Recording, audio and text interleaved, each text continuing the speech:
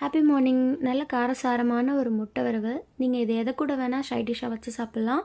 அவ்வளோ சூப்பராக இருக்கும். ஒரு கடாயில் எண்ணெய் சேர்த்துட்டு கொஞ்சமாக கரம் மசாலா சேர்த்துக்கலாம். அது கூடவே நான் கட் பண்ணி வச்சுருக்க ஆனியன், ஜிஞ்சர் கார்லிக் பேஸ்ட்டு சேர்த்துக்கிறேன். இது நல்லா வதங்கினதுக்கப்புறமா கொஞ்சமாக மஞ்சள் தூள், மிளகாய் தூள், தனியாத்தூள் சேர்த்துக்கிறேன்.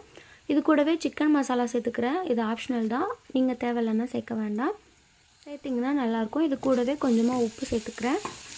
இப்போ ஒரு பெரிய சைஸ் வெங்காயத்துக்கு ஒரு மீடியம் சைஸ் தக்காளி சேர்த்து அதை நல்லா வதக்கி விட்டுக்கலாம். இப்போ இதில் கொஞ்சமாக தண்ணி சேர்த்து வெங்காயம் தக்காளி நல்லா வெந்ததுக்கப்புறமா நம்ம வேக வச்சுருக்க முட்டையை இது கூட சேர்த்துக்கலாம்.